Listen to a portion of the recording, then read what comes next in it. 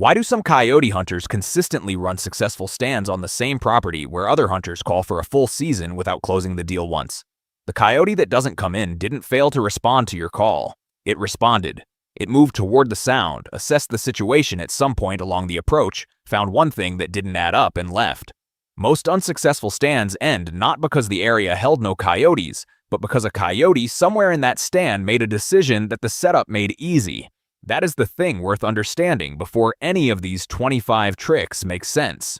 You're not trying to create a coyote's interest. The call does that. You're trying to remove every reason that coyote has to stop short of stepping into your shooting lane. Every item on this list eliminates one more reason for a coyote to turn around. The last one on this list, and the one I want you to stay for, involves a setup advantage that costs nothing but a willingness to walk uphill, and it simultaneously solves your scent problem and your sightline problem in one decision made before you ever press play. A quick note before we get into it. Electronic callers are restricted or banned for coyote hunting in some states. California prohibits them outright. A handful of others have seasonal rules. 2 minutes on your state wildlife agency website before you rely on any device in this list keeps you legal. Before anything else happens on a stand, glass the full 360 degrees of terrain around your position with binoculars. A coyote that was already moving through that area before you arrived can be within 60 yards, roughly the distance from home plate to the edge of the outfield grass, before you have set the caller down. If you press play before scanning, that animal approaches, hits your scent stream, and vanishes before you knew it was there. You run through a full stand sequence, see nothing, conclude the area was empty. It wasn't. Glass first. Every stand. No exceptions. Your face is the most visible, most movement-active part of your body, and coyotes read it before they process what your jacket looks like. Coyotes detect movement first, silhouette second, and color is largely irrelevant to them. Eye movement. A blink, the slight shine of skin at the cheekbone in low-angle light, any of it registers at ranges that would surprise most hunters. A head net or face paint applied before you walk in costs about $4 and does more for close-range encounters than any camo pattern upgrade you could make. You did not arrive silently. Your door closing, your footsteps, your gear rustling as you set the collar, all of it traveled clearly to any coyote within a quarter mile. Wait a full 15 to 20 minutes after you arrive before calling. A coyote that heard you arrive is on alert. One that heard you arrive, then heard absolute silence for 20 minutes, has partially relaxed its guard. That partial relaxation is the difference between an animal that hangs at 300 yards indefinitely and one that comes. In areas that receive heavy predator calling pressure, rabbit and cottontail distress calls are the sounds educated coyotes have most consistently associated with danger. Woodpecker distress, quail distress, or blue jay distress triggers the same predatory approach response from a sound that pressured coyotes have encountered far less frequently in a hunting context. The mechanism is identical to any prey distress. The call is just less burned. On units in eastern Oklahoma, where rabbit calling is almost universal pressure, switching to bird distress produced approach responses on 4 consecutive stands where rabbit had drawn nothing for weeks on the same stands. Between roughly 10 a.m. and 2 p.m. on cold, clear winter days, coyotes thermoregulate by sunning on south-facing slopes and open benches. At the sun's highest angle, the surface temperature of dark soil or dry grass on a south-facing hillside is measurably warmer than surrounding terrain. These animals are sedentary, visible, and locatable. A hunter with a vortex razor or equivalent glassing from a downwind elevated position can identify stationary coyotes and either plan a stalk or set up a calling position that puts the wind correctly for the approach angle. This is one of the most underused midday tactics in western and plains coyote hunting. Most people who hunt coyotes drive home at 9 in the morning. The animals on those south-facing slopes are still there. Sound carries with accuracy and directionality during the calm between wind gusts, not during the gusts themselves. A coyote receiving a distress call during a wind gust cannot accurately triangulate the source because the air is scattering and bending the sound. It will approach cautiously or not at all. During the calm that follows a gust, the coyote can locate precisely. Time your calls to the pauses. Let the gust pass, then run the caller for 20 to 30 seconds of clean air. Continuous calling through variable wind is broadcasting to no effect. In the last 30 minutes of shooting light in winter, coyotes are often visible working agricultural field edges, drainage margins, and CRP strips. Glassing from an elevated position with optics in that final hour gives you travel direction and specific routes you can use to plan a calling setup the following morning from a pre-positioned downwind ambush. An evening glass session in January in the Nebraska Panhandle consistently reveals coyote activity that zero morning calling had been able to pin down on the same ground. The evening glass informs the morning stand. A coyote that was missed does not always run to the next county. Most will stop within 100 to 200 yards, roughly 1 to 2 football fields, and stand trying to process what happened. If you immediately stand up, turn, or start moving to reposition, you lose that encounter every time. Stay completely still for 5 full minutes after a miss.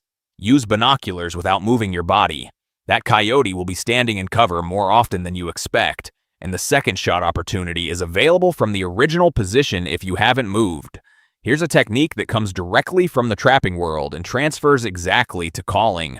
A small amount of coyote gland lure or coyote urine applied to a stake or a branch approximately 40 yards downwind of your shooting position gives an incoming coyote an olfactory anchor. Instead of continuing to circle past your shooting lane, the animal stops at the scent source for the few seconds you need. Most coyotes that circle to the downwind side and continue moving never pause long enough for a clean, ethical shot. The scent stake stops them in a predictable location. This works because coyotes are territorial mappers, and a foreign territorial scent deposited in a specific location demands investigation before the animal moves on. A coyote that has approached to within 100 to 150 yards, roughly the distance from a pitcher's mound to the outfield wall, and stopped without committing, is often pausing to assess whether competition or danger is present before closing the final distance. Switching from a standard cottontail distress to a dying rabbit sound, which is lower in pitch, slower, more intermittent, creates a different behavioral signal. The dying rabbit suggests a prey animal at the end of its resistance with minimal capacity to flee. Low risk, high reward simultaneously. That combination is what moves a hesitating predator when the faster, louder distress call had not. Running the caller on a remote that allows full operation from 100 yards away changes what you can do during a stand. When you see an incoming coyote before it sees you, you can quietly shift your body orientation to cover the actual approach angle rather than staying frozen in the setup position regardless of where the animal is coming from. A caller wired to a fixed position or operated from a unit at your feet locks your orientation to one direction for the full stand. A remote unlocks your body position. On one stand in the Texas Hill Country Timber Country, I saw a coyote approaching from a direction I hadn't expected. Rotated quietly while the Fox Pro kept running, and took the shot at a comfortable angle I wouldn't have had without the remote. Coyotes moving from timber into agricultural ground almost never cross open fence lines in the middle of a field edge. They use drainage channels, ditches, and creek bottoms as covered approach routes to get within the field without exposure. The points where those drainages open up into the field are choke points that every coyote using that timber block funnels through consistently. A stand positioned downwind of a drainage mouth intercepts animals that a field edge setup positioned anywhere else on that field never sees, because those animals use the drainage to get around it. If you're finding this useful, subscribe. We put out more of this regularly. Crows mob coyotes aggressively and immediately. A crow distress sequence played on an electronic caller draws crows to the area, and those crows will locate and dive bomb any coyote within their range. Where the diving concentrates is where the coyote is. This gives you a location fix without having run a coyote-specific calling sequence, which means you haven't burned the stand. You then reposition downwind, set up correctly, and run a proper coyote sequence with a located animal rather than guessing. A stand location that consistently produces on a southwest wind and consistently blows out on a northwest wind is telling you something specific about the terrain around that position that a topo map alone won't show you. Log it. GPS coordinates, wind direction, result, time of day. After a full season of logging, patterns emerge that change how you schedule your stands. You stop running good stands on bad wind days. The data tells you which setups to run on which conditions with the precision that most hunters never develop because they never track the specifics. I know this next one gets argued about. Some callers refuse to believe vehicle calling works on coyotes because it feels like cheating, or because they assume the truck scent ruins the stand. What I have found, and other callers who work heavily pressured suburban and agricultural areas have found, is that a vehicle parked at a field edge with the engine off reads to a coyote accustomed to farm equipment as an object with no threat signature. Windows up except for a 2-inch gap on the downwind side, caller positioned through the gap. The vehicle eliminates your silhouette completely. It dramatically reduces scent dispersal compared to sitting in the open. On 3 specific properties in the Midwest Corn Belt where every standard calling setup had been educating coyotes for years, vehicle setups produced approaches that ground setups had not.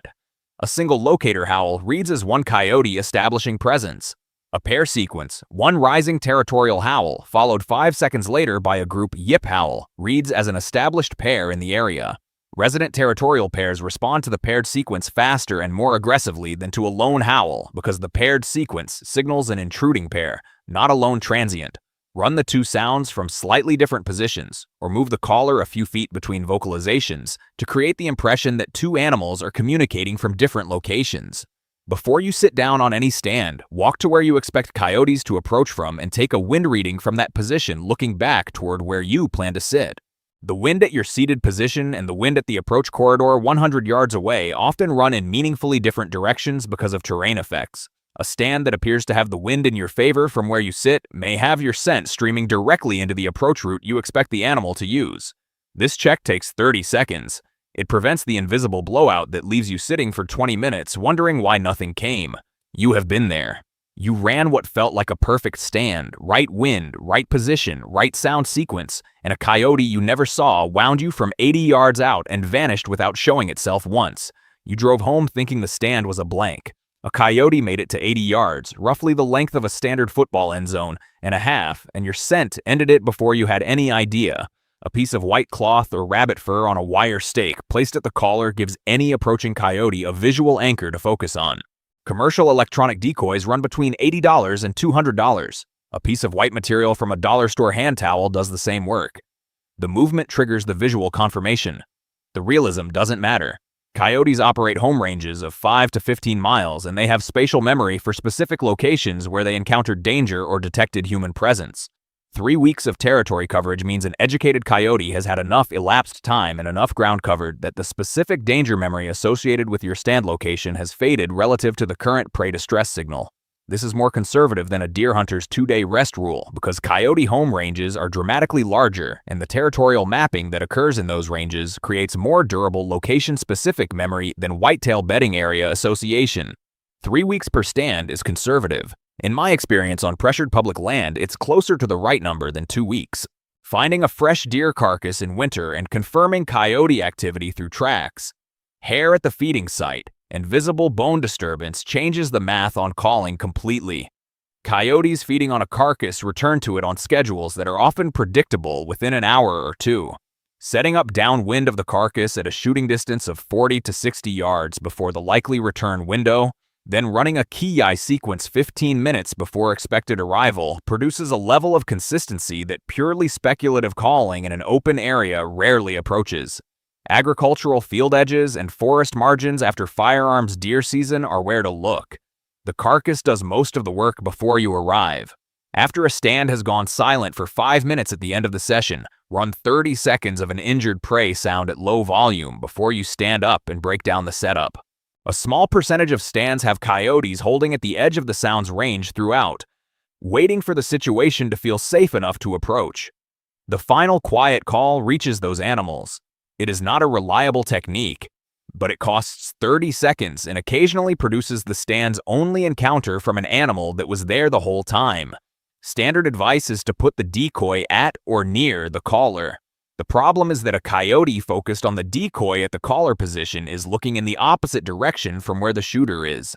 Placing the decoy halfway between the caller and the shooter draws the approaching coyote's visual focus to a point that is already in your shooting lane, stops the animal at a location you chose before the stand started, and gives you a stopped animal facing away from or across your position rather than directly towards you at the caller. In rolling and broken terrain, the same thermal inversion zones and air pocket formations that deer hunters use to understand bedding behavior apply directly to coyote setups. A swirling air pocket in a topographic depression delivers scent information to a coyote from every direction simultaneously while masking your position from any single approach angle. Hunting the downwind edge of a known air pocket location puts approaching animals in a position where they cannot definitively identify your scent source from any of their standard approach routes. I learned this from deer hunting and started applying it to predator setups about 6 seasons ago. The results changed how I think about coyote stand selection in hill country. This is the setup detail that changes your sight lines and your scent stream at the same time, and it costs nothing except the willingness to walk uphill. An elevation gain of even 10 to 15 feet, the height of a modest hillside or a low bluff, does two things that a ground-level setup cannot do simultaneously. Your scent stream rises above the surface layer where approaching coyotes are moving, which means animals using low draws and drainage routes to approach from downwind stay below your scent cone. And your sight lines extend across the terrain features that would hide a coyote at ground level. A coyote working a low draw toward your position is invisible from the ground until it is inside 50 yards, roughly half the distance from home plate to first base. From 10 feet of elevation, it is visible at 200 yards the moment it enters the draw. The shot distance is predictable. The setup is not rushed.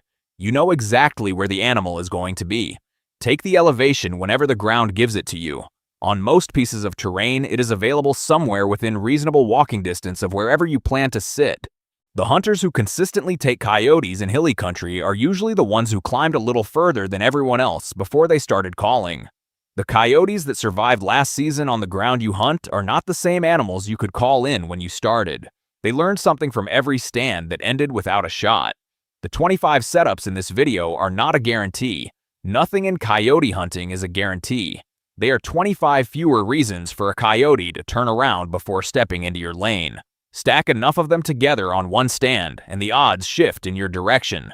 That is what the hunters who produce consistently have learned to do. Not a single trick, a collection of habits that each remove one more piece of the coyote's exit strategy.